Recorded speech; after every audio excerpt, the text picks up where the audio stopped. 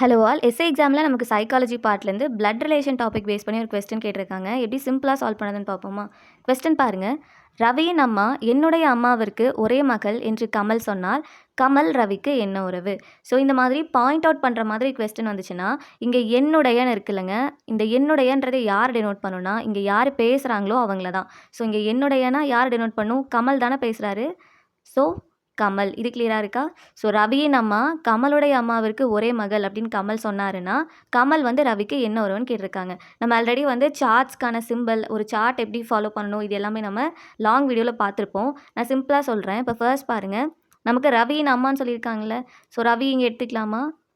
ரவியுடைய அம்மா இல்லை அப்பா, இந்த மாதிரி நமக்கு ஜென்ரேஷன் வருது அப்படின்னா இந்த மாதிரி ஒரு வெர்டிக்கல் சிம்பிள் யூஸ் பண்ணுவோம். தென் அம்மா அப்படின்னு வரும்போது ஃபீமேலாக இருந்தாங்கன்னா ஒரு சர்க்கிள், இங்கே ஒரு மைனஸ் சிம்பிள் கொடுப்போமா?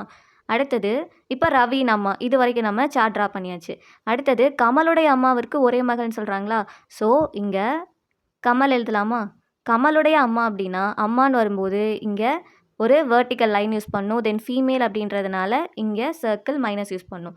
கமலுடைய அம்மாவிற்கு ஒரே மகள் அப்படின்னா இப்போ இது ரெண்டையும் நம்ம எப்படிங்க லிங்க் பண்ணலாம்? சிப்லிங்ஸ் அப்படின்னா ஒரு ஹரிசாண்டல் லைன் கொடுப்போம்ல. ஸோ கிளியராக இருக்கா? இப்போது இந்த ஸ்டேட்மெண்ட்டை ஃபுல்லாக ரீட் பண்ணி பாருங்கள். ரவியின் அம்மா, இந்த இடத்துல ரவியோட அம்மா யாருங்க? இவங்க ரவியின் அம்மா கமலுடைய அம்மாவிற்கு. ஸோ கமலுடைய அம்மாவிற்கு ஒரே மகள், பாருங்கள் ஒரே மகள் அப்படின்னா சார்ட் கம்ப்ளீட் ஆயிடுச்சா? இப்போ நம்ம கொஸ்டின் என்ன கேட்குறாங்க? கமல் ரவிக்கு என்ன உறவு? கமல் வந்து நமக்கு இங்கே இருக்கார். ஸோ கமல் வந்து ரவிக்கு என்ன உறவாக இருந்திருப்பார்? ஸோ கமலுடைய சிஸ்டருடைய சன் தான் யார்? ரவி. ஸோ கமல் வந்து ரவிக்கு என்ன உறவாக இருந்திருப்பார்? தாய் மாமன்.